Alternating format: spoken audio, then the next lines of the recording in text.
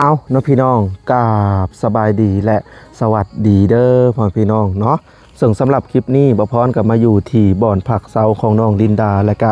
น้องกัญญาเนาะพี่น้องก็คือสิมาอัปเดตเนาะพี่น้องเรื่องที่ดินนั่นแหละเนาะทางบ่พรและก็ทางทีมงานก็ว่าจะตกลงซื้อที่ดินในวันนี้เนาะพี่น้องในวันนี้ช่วงเที่ยงหรือว่าช่วงบ่ายๆเนาะก็ว่าจะตกลงซื้อเนาะพี่น้องแต่ว่าทางเจ้าของที่ดินเพิ่นก็บอกว่าอยากได้ราคา15ล้านเนาะแต่ทางสุมเฮาเนี่ยจะต่อรองลงเนาะพี่น้องจะต่อรองลงสัก50ล้านเนาะเพราะว่าดินก็บ่ได้ติดแคมทางนะพี่น้องเนาะถ้าได้ประมาณ8ล้านนี่ก็โอ้คงจะดีสุดๆเนาะพี่น้องนี่แหละดินก็ประมาณสัก15คูณ17 16นี่แหละนะพี่น้องนี่เด้เนาะดินก็อยู่ระหว่างช่วงนี้แหละซึ่งกาทางอ้ายโพน้อยนะพี่น้องโพน้อยเมื่อคืนนี่เพิ่นกาส่งเงินเข้ามา500บาทเนาะเพื่อจะไปมอบให้น้องไก่ทองเนาะพี่น้องอันนี้ก็สิเป็นบ้านน้องไก่ทองเนาะนี่ดิซึ่งเพิ่นเห็นเมื่อวันก่อนที่ประพรเอาเงินใบแสนให้น้องไก่ทองอันนี้ซึ่งครอบครัวน้องไก่ทองก็ถือว่าเป็นครอบครัวที่ยากจนเนาะพี่น้องซึ่งดินนี่ก็เพิ่นก็อาศัยขอที่อยู่เนาะขออยู่น้ำดินเมืองนี้เนาะพี่น้องสมมุติว่าน้องกัญญาลินดานี่ซื้อนี่ก็พี่และพี่น้องฮอดพี่และดินนะ พี่แหละประมาณกุกไม้นี่เนาะพี่น้องนี่แดนประมาณกุกไม้นี่ไปนี่มานี่เป็นสี่เหลี่ยม อันนี้ก็ลักไปนี่เนาะเพิ่นก็สิอยู่ระหว่างก็เจาะนี่นะพี่น้องบ้านน้องไก่ทองเนาะเด็กเขตแดนเนาะเพิ่นก็ได้ทางออกแล้วเนาะทางสุมเฮาว่าจะตกลงซื้อมื้อนี้นะพี่น้องส่วนเงินเมื่อวันก่อนก็มีทั้ง2บ่าวจิตเนาะบ่าวจิต2ล้านแล้วก็มีทั้ง2บ่าวลาอีก2ล้านพอดีเป็น4ล้านแล้วก็มีมีพ่ออยู่ทางต่างประเทศอีกนะพี่น้องสมทบเข้ามาเนาะก็ถือว่ามีประมาณ 7-8 ล้านนี่แหละนะพี่น้องซึ่งถ้าว่าเรือจังใดทั้งทีมงานสุมเฮาก็จะรวบรวมซื้อไม้นะพี่น้องจะซื้อไม้จะซื้อไม้สร้างบ้านให้เพิ่นเลยเนาะจะอยู่ระหว่างนี่นะพี่น้องการสร้างบ้านปิ่นหน้าอาจจะปิ่นหน้าลงไปพุ่นเนาะหรือว่าปิ่นหน้าออกทางก็ตามแต่แล้วก็หลักๆนี่เนาะในใจพระพรนะพี่น้องถ้าว่าได้ดินแล้วก็อยากเจาะน้ำสร้างบาดาลนั่นแหละแต่ว่าทั้งทีมงานเขาก็ยังบ่ทันได้มีงบนะพี่น้องมีงบเจาะน้ำบาดาลเพราะว่าเครื่องคองก็ถือว่าครบหมดแล้วเนาะพวกเครื่องใส่เครื่องซอยแต่ว่ามีผู้ใจดีท่านหนึ่งนะพี่น้องเดี๋ยวคลิปหน้าพระพรจะอ่านรายชื่อเพิ่นเนาะซึ่งเพิ่นก็ส่งเงินเข้ามา500บาทนี่แหละเพื่อจะซื้อขนมข้าวต้มแล้วก็มีผู้ใจดีอีกท่านหนึ่งอยู่ฝั่งไทยนะพี่น้องเพิ่นก็บอกว่าอยากให้ซื้อวิทยุให้น้องลินดากัญญาแล้วก็น้องตุ้ยนำเนาะเดี๋ยวคลิปหน้าพระพรจะค่อยๆเฮ็ดไปทีละเคสนะพี่น้องสำหรับคลิปนี้กันนี่แหละมา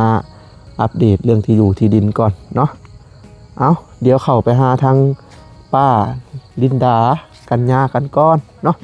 มื้อนี้เพิ่นก็อยู่ตลาดนะพี่น้องสบายดีเจ้าสบายดีลูกชายล่ะเพิ่นก็มาเนาะคิดฮอดใหม่เป็นไดน้องกัญญายังบ่ทันเซาบ่โดยยังไออยู่โดยซึ่งบ่พรก็ไอกันคันคออย่างเดียวแต่บ่ได้เป็นอัน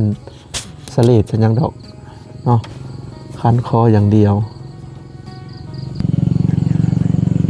เป็นได้อันเจ้าของที่ดินเพิ่นมาบ่มื้อนี้โดยประมาณจักโมงเที่ยงบ่หรือว่าเที่ยงยังเคี้ยวเข้าทางทีมงานเฮาว่าจะตกลงได้โดยแต่ว่าราคาทางเวลาได้เคลียร์กันแล้วบ่หรือว่าจังไดหรือว่ายังบ่ฮู้ยังบ่ฮู้มีแต่ว่าเพิ่นมาก็ทั้งเฮาก็สิได้ต่อรองอีกครั้งเนาะพี่น้องเพราะว่าทางทีมงานเขาก็จะขอต่อลงนะพี่น้องระหว่าง8-50อยู่ระหว่างนี้ถ้ามันได้8ก็ถือว่ายิ่งดีเลยเนาะเพราะว่าดินนี่ก็เป็นดิน ต่อจากดินป้านี่แหละผู้ได้ทางนะเจ้าบ่ พวกเรา3 คน ซ้ำเลย ทางมือเศร้านี่บ่ โด โด ย ย ดีเนาะเป็นอะไรกินข้าวกินน้ำแล้วบ่ โดย โดย ได้ยังกินน้องดินดา กินไข่ไก่ ไข่ไก่ โดย เห็ดเมนูยังกินทอดหรือต้ม ทอด แซ่บบ่ แซ่บ ทอดใส่น้ำมันเนาะเป็นอาหารดีเลยแหละ อาหารแซ่บเพราะว่าเราบ่เคยกินเด้เราเคยกินแต่แบบของในธรรมชาติ แต่พอกินมันนี่คือว่าแซ่บได้ทอดไข่จ้ำแจ่วเป็นอะไรทั้งอันปู่เป็นป้าน้องลินดาอานาแล้วข้าวแล้วน้ำแล้วบ่มื้อนี้ โดย มื้อนี้น่าจะแล้วบ่ อันนั้นเกี่ยวยังบ่ทันคน ต้องมัดทุกคนอีก โดย อีกประมาณอาทิศหนึ่งจักว่าสิสำเร็จบ่จากการเก็บเกี่ยวเนาะ โดย ถ้าสำเร็จแล้วจะเข้ามานอนบ้านบ่บัดนี้ โดยป้าอันนั้นเอื้อยก็บ่ได้ออกเบิกมีแต่พัวอยู่นะ อืมเข้ามานอนบ้านแล้วเนาะบัดนี้เข้าน่ะป้าว่าอยู่น้าบ่ได้คนเข้ามาบ่ โดยป้าอยู่นะ มีบ่อนเก็บข้างในบ่ โดย อ๋อ มีเราเข้า แสดงบ่อนสถานที่เจ้าอยู่นี่ก็คือสิแบบเป็นอีกสมชนหนึงหรือว่านาลายเจ้าอยู่นั่นเนาะบ่เป็นตาย่านบ่ได้แม่นสิว่านาถุงเดียวบ่ โดย เนาะแล้วพี่น้องก็มื้อนี้ก็เตรียมซื้อที่ดินนั่นแหละเนาะการซื้อที่ดินนี่ก็ต้องมีนายบ้านมาเซ็นบันทึกอีกนะพี่น้องแล้วก็ค่าธรรมเนียมนายบ้านอีกแล้วพี่น้องเอ้ยสมมุติว่าราคาที่ดิน8 ล้านค่าธรรมเนียมนายบ้านก็7-8 แสนเนาะเอ็มร้อยอีกเนาะพี่น้องแล้วก็วัดแท้คักแน่นะพี่น้อง15x16หรือว่า15x17เนาะก็โซนนี่ล่ะยังได้น้องลินดาเมื่อคืนนี่นอนรับอยู่บ่ โดย นอนรับอยู่เนาะ โดย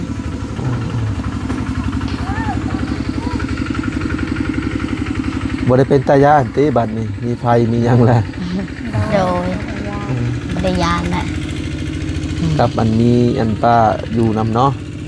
โดย ครอบครัวป้านี่ก็บ่ได้เลี้ยงเป็ดเลี้ยงไก่บ่อยู่ไห้อยู่นา โดยเลี้ยง2-3โตแน่บ่ได้หลาย เป็ดไก่นี่บ่ โดย หมูมาได้ซะ หมู่มาก็บ่มี เวลาเข้ามาบ้านก็บ่ได้เลี้ยงเลยบ่หรือว่าป้าอยู่นาไก่ ปะอยู่หน้าและคันยานเขาหลักกะมาเขาบ่ได้หลักกะปะอยู่หน้าบ่ได้หลาย เพราะว่ามี FC หลายๆทานก็คอมเมนต์มาเนาะก็อยากให้ทางเลี้ยงไก่เลี้ยงหยังนำเพิ่นว่าเลี้ยงไก่ถ้าว่าถูกโชคให้เนาะ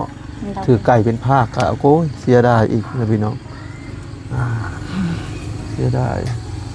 ชื่อหยังลูกเจ้านะ ชื่อมิกกี้ มิ นะ กกี้ มิกกี้ ลองอ่านสื่อตั้งแต่ลูกโกกฮอดลูกลา มีนางน้อยวิลลี่ อันนั้นอุนตา อุนตาแล้ว ละ นางน้อย นางน้อย อ่า บิลลี่บิก บิล กี้ ลี่ อ๋อ4 คน โดย ผู้หญิงจะคน ผู้หญิงผู้หนึง เป็นลูกกบบ่ บ่เวนี่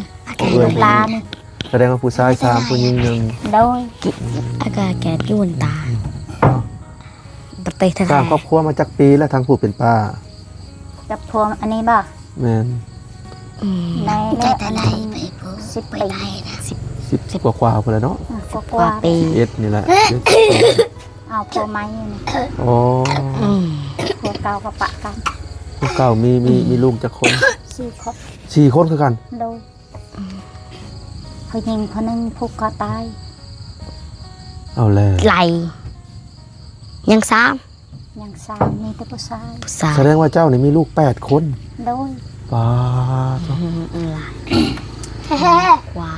ลูก เอา หลาย ผัวเก่าดันอายุ12 ปี โอ้แล้วก็เล เอา ย ไปนอน ดูดี แล้วก็เลยเลิกกัน เลิกกันผัวเก่านั้นไปสู่เมียใหม่ เหตุผลที่เลิกกันก็ เป็นเพราะอีหยังเรื่องครอบครัวบ่ โดยเขาอยากได้เมียน้อยก็คอยก็บ่พร้อมกัน อ๋อ ปะกัน ก็คือเพิ่นมีเมียน้อย โดย แล้วก็เลยมาเอาลุงน้องดินดากันญานี่ โดย อืม ก็การดึงเอา โอ้ยอย่าดื้อนะ เนาะเจ้าน่ะเป็นคนเมืองพีน โดย มิลีก็เลยนางนอก บ้านนั้น บ้านประเสีย บ้านปะ เมือง เมืองพีน แขวง แข้งเอ้ยก็บ่รู้จักจัก แขวงบ่ฮู้จัก บ่รู้จัก ประเทศ บ่รู้จัก บ่ฮู้จัก มีเตโฮเตเมืองพีน ฮู้แต่บ้านกับเมืองพีน โดย แขวงบ่จัก บ่จัก ประเทศบ่จัก บ่จัก อืมน้องดินดาฮู้บ่แขวงหยังอยู่ในปัจจุบันนี่ อยู่บอนนี่ อืม แขวงสวรรค์บ่ ทางสวรรค์ ประเทศเด้ ประ เท เทศ ศก็ฮู้ ประเทศหยัง ประเทศ ประเทศไทย ประเทศไทย น้องลินดาได้ประเทศหยัง ประเทศบ่ฮู้ ประเทศลาวนะครับเป็นคนลาวนี่ ประเทศลาว เออเนาะน้องกัญญาว่าประเทศไทย ป่าก็บ่ฮู้คือกัน บ่ได้เรียนหนังสือทางป้าบ่ บ่เคยเข้าโรงเรียน อืม อยู่ดี อยู่ดีๆอยู่ดี ๆอยู่ดี เออลูก บ่ต้องให้ ๆลูกเจ้าก็บ่ได้ผู้เข้าโรงเรียนบ่ บ่ ป้า ไอ้ยาบ่เอาไป ซ้ำนี่น่ะพ่อไปอันภาคโรงเรียนแล้ว ให้เพิ่นมีความรู้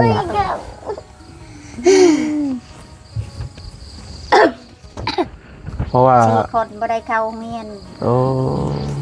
น้องบ่มีเงินมีคำนั่นแหละ เจ้าบ่คิดอยากให้เพิ่นเข้าอยู่บ่ล่ะ อีกคิดให้เข้าก็บ่มีเงินชื่อให้ส่งเสือ อืมเสียดายอนาคต ถ้าเพิ่นได้เรียนหนังสือหนังสือเพิ่นก็สิมีความรู้ขึ้นก็ฉลาดขึ้นระดับหนึงเออ เขาเป็น ลูกก็อยากเข้าโยละแม่นี่บ่มีเงินบ่มีขับ แล้วก็ทางน้อง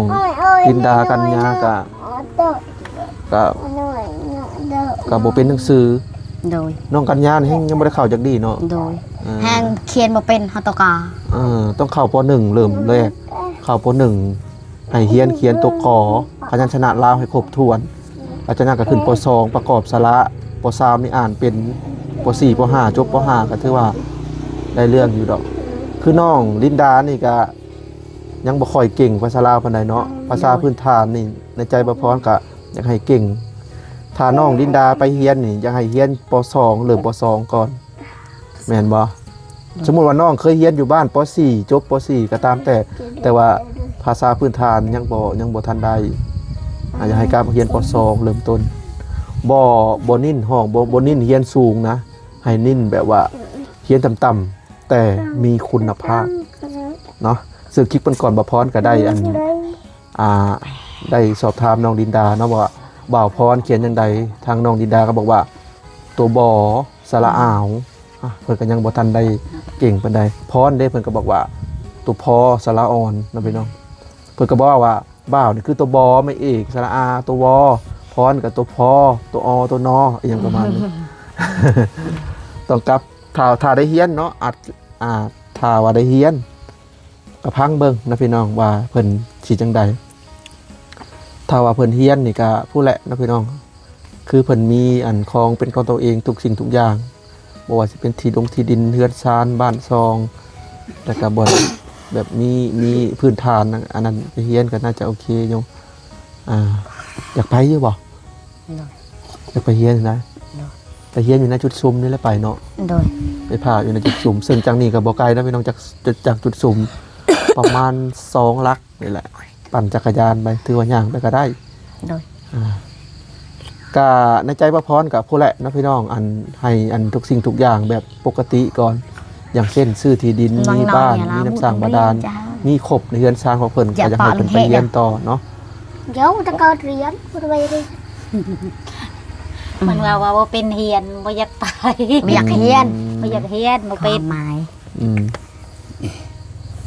เชื่อไหมอีตะใบที่ ลู ล ก งซื้อ ผู้หญิงก็ซ้ำนี่แหละลูกเขาอยู่ไหน ลูกเจ้าบ่ โดย อยากเข้าโรงเรียนแต่ ป้าบ่มีเงิน อืมเสียดายเสียดายหยังเสียดายที่อ่านหนังสือ ก็ต้องหลัก บ่เป็นนี่แหละ เอาเนาะกะทางน้องกัญญาบ่อยากเฮียน โดย อืม เพิ่นว่าบ่เป็ด บ่เป็นและยิงเฮียน ถ้าเพิ่นเว้าภาษาเพิ่นนี่เรียนไล่และแลดนะพี่น้องแต่เพิ่นเว้าอันภาษาอันลาวนี่ก็อยากติดขัดแน่ซึ่งเมื่อวานพ่อพรก็ได้สอบถามภาษาเพิ่นรายละเอียดน้อยเนาะก็คืออยากฮู้หั้นนะพี่น้องทางน้องลินดาก็ได้เว้าในคลิปก่อนๆเนาะแล้วก็สำหรับครอบครัวน้องลินดากัญญานี่ก็มีอันผู้ใจดีอยู่ทางฝั่งไทยเนาะเอาเป็นคลิปหน้ามาพรจะมาอ่านรายชื่อเพิ่นซึ่งเพิ่นก็ส่งเข้ามาทั้ง LINE ทั้ง WhatsApp แน่นะพี่น้องมื้อนี้ก็นี่แหละนะพี่น้องเป็นคลิปที่มาอัปเดต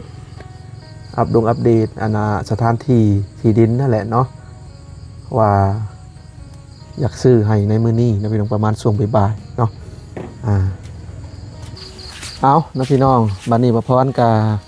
สิพาไปเบิ่งเนื้อที่ดินเพิ่มเติมอีกเนาะทางน้องลินดากัญญาเพิ่นพาเลาะเบิ่งนี่นะพี่น้อง มันเก็บได้ ก็คือจากนี่ไปเนาะเบิ่งทรงนี่ลุงเพิ่นซีมื้อนะจากนี่ไปสายแดนหัดเกี่ยวมาหัดเกี่ยวมานี่นะพี่น้องนี่ ถือว่าแปลนแล้วเด้ทางเนาะ โดย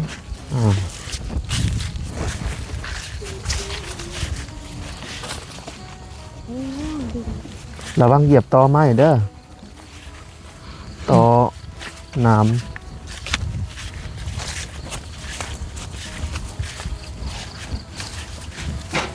น้องไก่ทองอยู่บ่มานี่ บ่ฮู้อยู่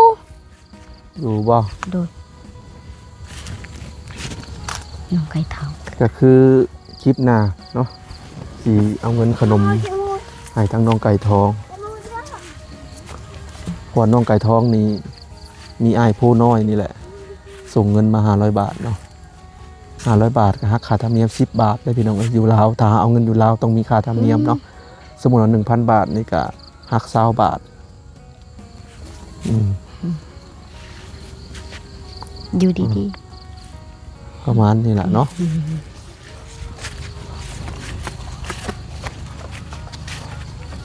ก็ถือว่ากว้างอยู่ได้พี่น้องเลยกว้างอยู่ พี่น้องมีอยู่เพื่อ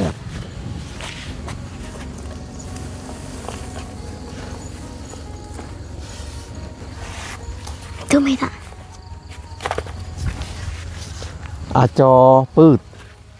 อาจารย์ปืด อาจารย์แก้ อาจารย์ อาจารย์ อาจารย์ปืด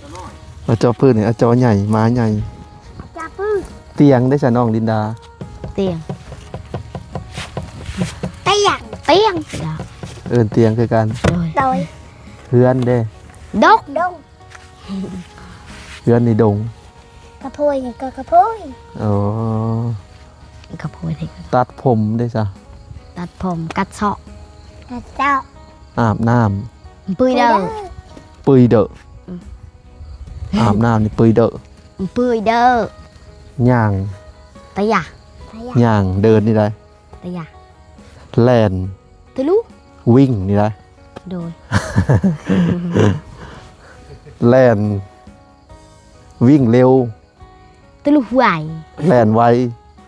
ตะลุไหว ตะบุไวคือกัน โดย โอ้ จะลูกไว้ จระเข้ จระเข้ กับจระเข้ จระเข้อ่านยังบ่ จ ฮู้ ระ คือกัน เข้ จระเข้คือกัน แค่หน้าบ้านเขาเอิ้น แค่ว่านี่แหละแค่นี่แหละ จระเข้ ก็เอิ้นแค่คือกัน โดย เพราะว่าภาษาทุกเจ้านะผู้เว้าภาษานี่ตะกี้เพิ่นยังบ่ฮู้จักแค่ดอก โดย คือรถกระบะนี่มันยังบ่ทันมีช่วงนั้นแล้วเพิ่นก็เว้าบ่ได้ คือหมักแอปเปิ้ลถ้าหมักพื้นฐานตะกี้แต่ก่อนหมักกระทัน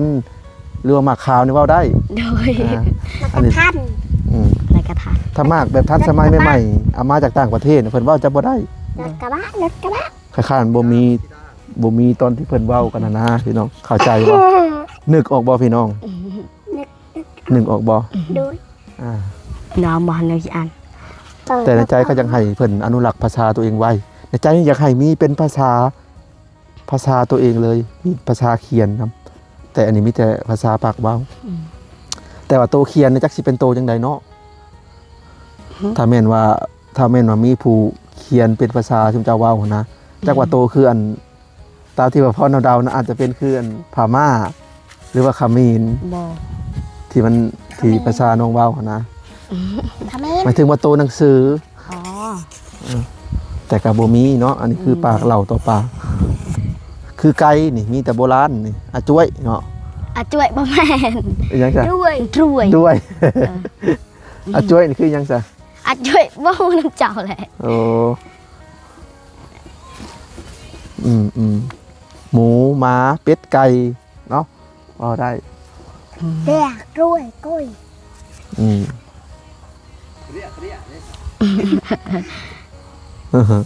อะไรอะ ตะเลียตะแกรงอาลิ อาลีอาลี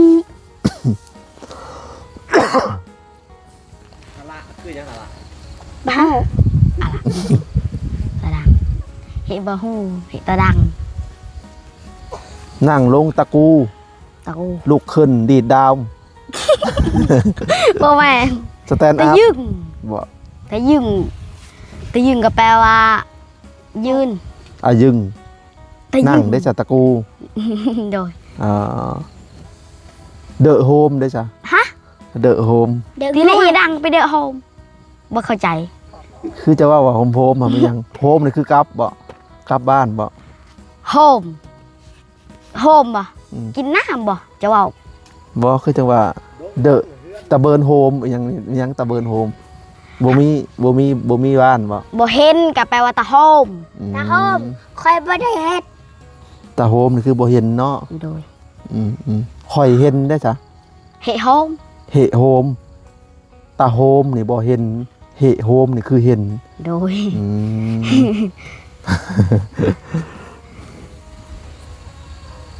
Welcome to home อันนี้คือหยอกน้องเนาะพี่น้องอันนี้เป็นภาษาอังกฤษละเอานะพี่น้องสำหรับคลิปนี้ก็บ่มีหยังหลายเนาะก็คือนี่แหละมาอัปเดตเรื่องการเจรจาเรื่องบ่แม่นเจรจาเนาะพี่น้องเรื่องนี่แหละการซื้อดินเนาะ โดย ก็ที่บ่พรก็ไปในคลิปก่อนๆนั่นแหละเนาะทางทีมงานเขาก็ว่าจะตกลงในวันนี้นะพี่น้องประมาณช่วงเที่ยงหรือบ่ายหรือว่าช่วงแรงๆเนาะ โดย ก็ว่ากันไปเจ้าของที่ดินเพิ่นก็เที่ยงเพิ่นก็จะมุ่งหน้ามาเนาะเอาละน้องลินดา น้องกัญญาบัดนี้อ้ายสิขอโตวจบคลิปก่อนเด้อ โดย เดี๋ยว EP หน้ามาพ่อกันใหม่ โดย สำหรับ EP นี้ก็บ่ได้ซื้อหยังมาต้อนเพิ่นแล้วพี่น้องมีแต่ EP หน้านั่นแหละสิได้ซื้อของอยู่ของกินก็ยังลายอยู่แล้วว่าขนมเนาะ โดยเบิดแล้วขนม ขนมหมดแล้ว โดย มีแต่ว่าสิซื้อขนมมาเทื่อหน้าเนาะ โดย เอาละน้องลินดากัญญาอ้ายขอตัวไปก่อนเด้อ โดย สบายดี Thank you ก็ได้กูจะอยู่ฮัลโหล โอเค